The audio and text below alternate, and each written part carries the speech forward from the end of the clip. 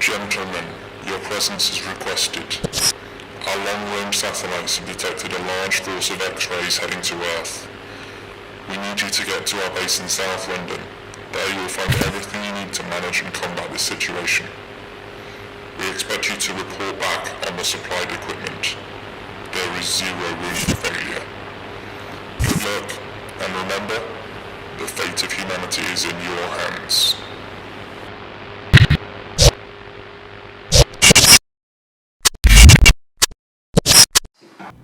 I sent this to Andy half an hour ago. Where the heck is he?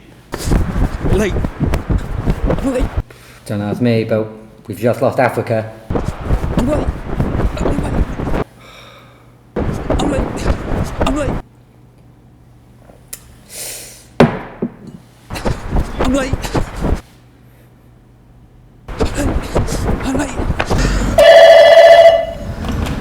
Hello. Hey, you ready?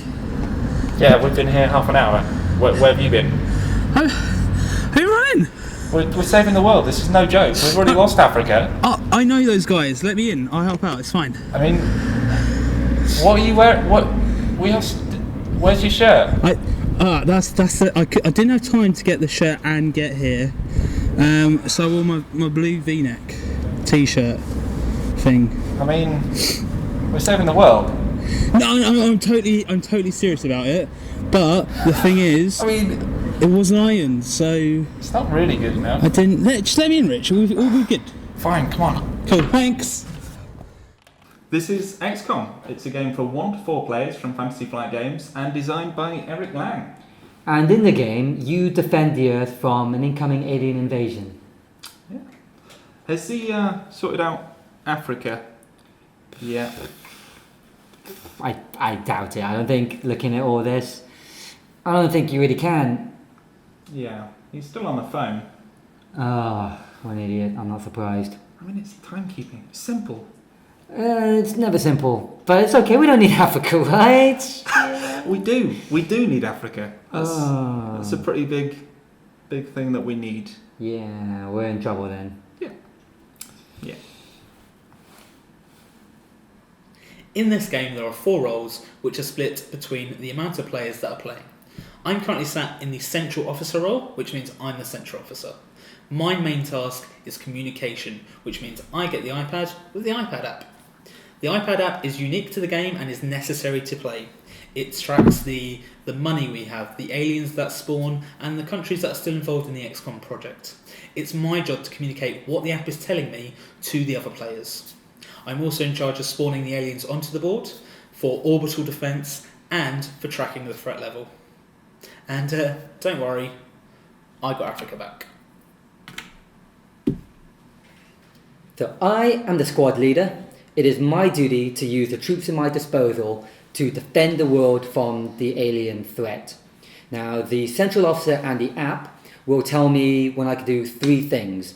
The first is to draw 2 mission cards, and I get to choose one, and that mission comes into play. The second thing is to tell me when an alien invades the XCOM base, and I can draw the enemies that invade. And the third and final thing is it will tell me when I can deploy my troops to defend either the base or go on a mission.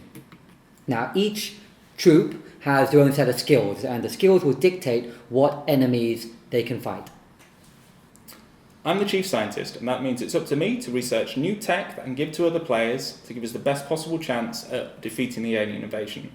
Everybody starts off with a handful of asset cards, but hopefully I'll be giving them more as the game goes on. To do that, I'm going to be drawing new tech, prioritising which ones I need to do, and then hopefully researching it in my labs during the resolution phase.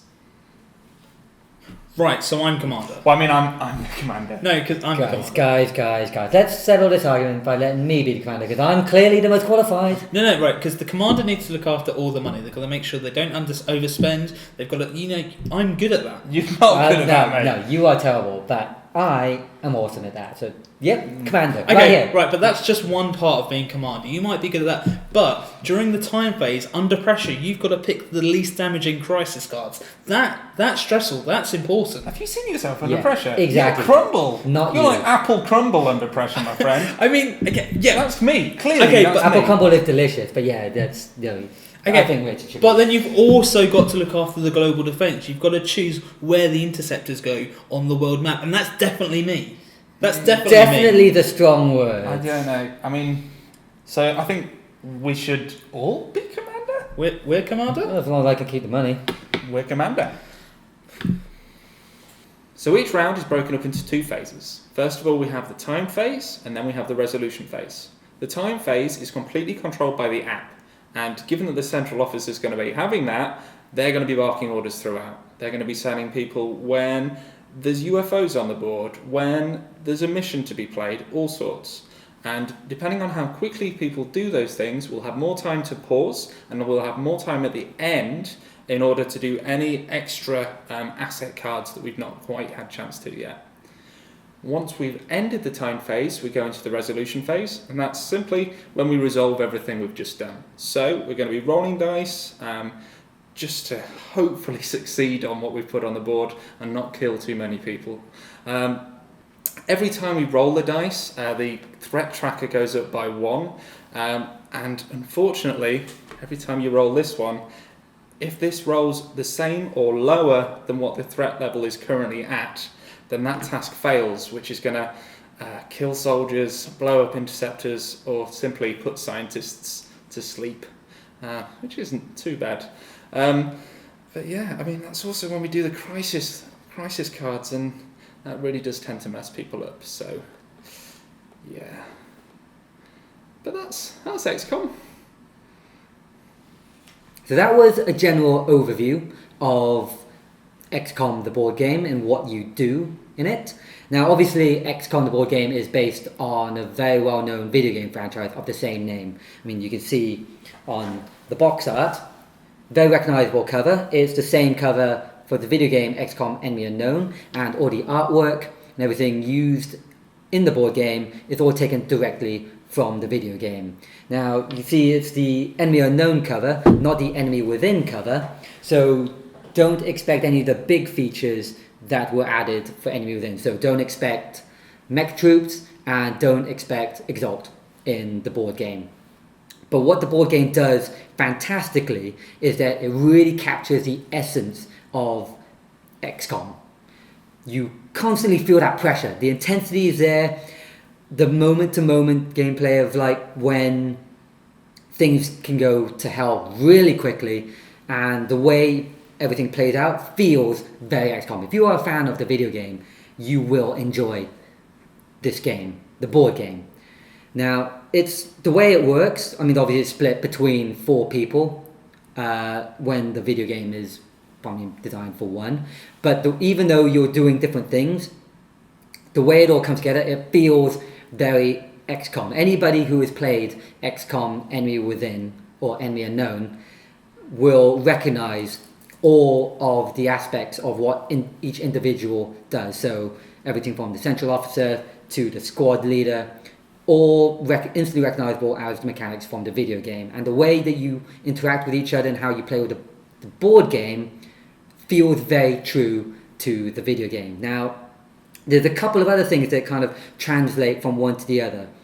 Some not so well as others, but the pros are, it's like I mentioned before, the intensity is there, this feels great, this feels the pressure, feels like a real XCOM experience. Now, unfortunately, like problems from the video game have also kind of transferred over to the board game. Namely, the fact that the longer you play the board game, the more difficult it becomes for you to succeed. Because naturally things start to escalate, things start to add up, and you will just feel overwhelmed. So if you don't get a good run at the start, the longer you go, the more difficult the game will be, to the point where it may just become too difficult. And the other point is that in the video game XCOM Enemy Unknown, when you get yourself into a sticky situation, when things fall to hell and perhaps there's a UFO in the sky that your interceptor failed to take down, and you're sending your troops into battle.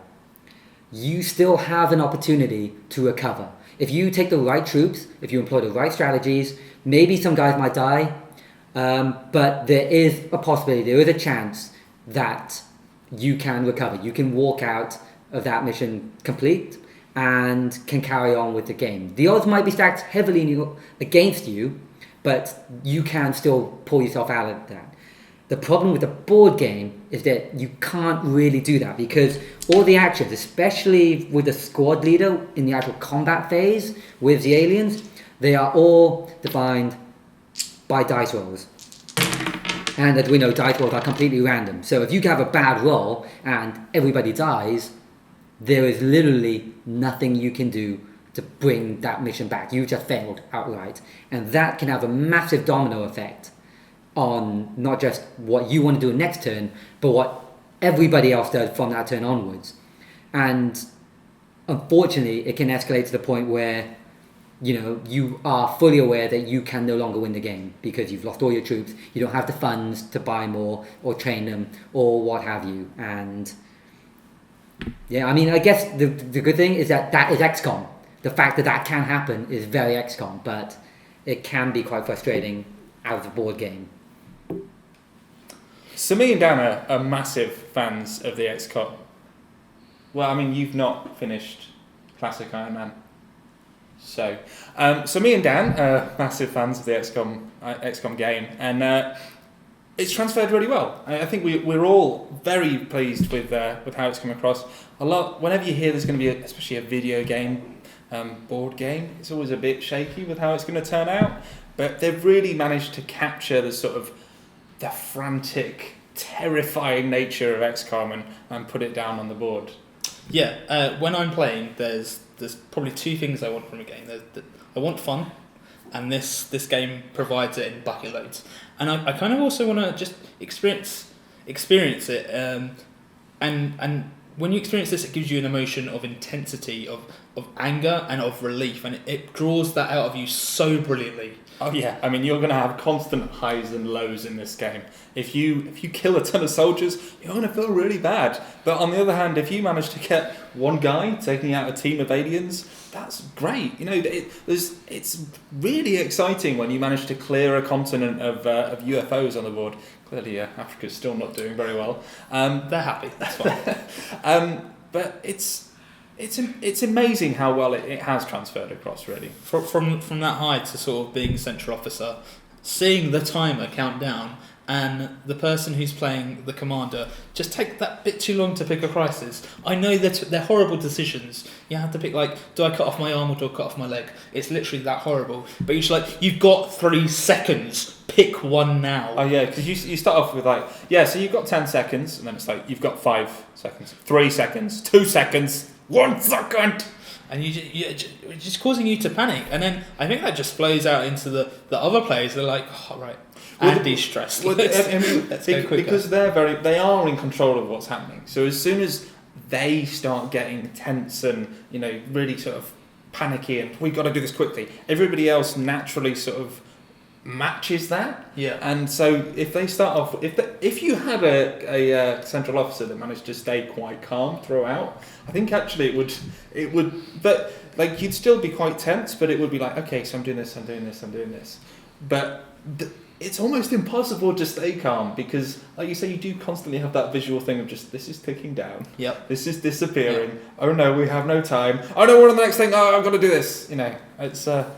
It's funny they call it a co-op game because it is a co-op game. You're working towards one goal, but it's a bit solitaire-like as well. You're sort of playing on your own. Yeah, I mean the asset cards. You don't start off with very many, but they do tend to help other people. So the commander's going to be training troops. That means that they're going to have one more die wherever they are on the board. But I know what you mean. Nobody really has enough time to do proper teamwork. Yeah, you can't sit around and discuss. It's literally, so which mission would you like to pick? Oh yeah, that one's a good one. And whilst you're doing that, you have the central officer saying 2 seconds. Yeah. So But that's good in a way, because it means that a lot of co-op games really suffer from quarterbacking. Yep, hate that. And there's just no time for quarterbacking in this. The most you'll get in sort of a proper team discussion is at the end of a resolution phase, where you can be like, look, this time we need to focus on getting soldiers, or this time we need to focus on tech, or whatever. But as soon as that time starts, that's it. Like, you're going to just be shouting things to everybody else and hoping for the best. Okay, so we clearly had a great time Absolutely. with this game. Yeah. Rich, if there's anything you didn't like about this game, what would that be? I mean, there's so little that I don't like about this game. I love so much. I'm just so happy with how well it's transferred from the video game to the analog. I wasn't hoping, my hopes weren't too high. Yep. But really, this has come in exactly where I wanted it to. The only thing that I'm not happy with is how much it ultimately just comes down to chance. Yep. You can get good at the video game. You can get good at putting the right soldiers in the right place, knowing which things to research when. Really kind of min-maxing your experience. Just simple things like you don't leave a guy out of cover, because he'll die, and that's really bad. Whereas here, you can have your guys trained to be elites. You can have all the tech that you can get. But if you roll, a non-success, which is, 4 out of 6 scientists are a non-success, or you roll a fail on this nasty little alien die, then that guy's dead. Or he's wasted his turn, and then it's the threat level's gone higher. There's just not a lot you can do. Yes, there's tech that you can buy that will help you re-roll or get successes, but if the chief scientist doesn't manage to get those rolls, then you don't get that tech. The only thing you've got to start off with is the satellite uplink card, which you can use once per turn. And when you've got a field full of asteroids and, only a certain number of infiltrators that will get blown up at some point, and soldiers that will get killed almost certainly, it's just it feels a bit cheap at times. It feels as though, we've done the best that we kind of can in this setup. But if we don't get the resolution right, it doesn't work out. Yeah, I feel like there's a glass ceiling to the higher difficulty levels, where in the easy in normal mode, the chance feels about right to what you're doing. But when you get into those harder difficulties, the game just keeps throwing more and more stuff at you, and you can have the perfect timed phase, and then chance will just screw you up immediately, and it doesn't feel like there's a big enough reward for playing well at the higher difficulties. So they really weren't that enjoyable for me. Yeah, I mean, I think it's just not noticeable at the lower difficulties because you're not rolling the dice quite as much, and you're not quite as dependent on getting those successes because, just the aliens you're fighting are lower levels, so they've got less health, and there's probably going to be less UFOs on the board, and even if there is, you can afford to take 1 or 2 hits on the continent tracker. The other thing is how the kind of pressure scales when you go to these higher difficulties.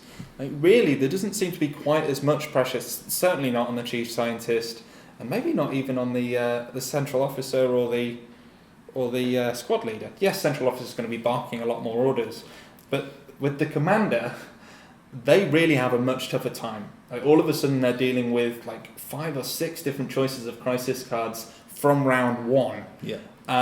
With only 10 seconds to resolve each one, which when you've got to pick between cutting off your arm and cutting off your leg, and you've only got 10 seconds to decide, that can get horrendous. And as soon as you've got a couple on the board, you need to be remembering how they all stack together as well, because it's fine. If you have only 2 there, that one of them kills a soldier and one of them kills an infiltrator. But if you're doing that and you're spawning more UFOs on the board and you're increasing the terror tracker for a couple of different continents, you just can't. It's really easy to lose track, and that's not a bad thing, but I just don't think that's quite as evident for the other players.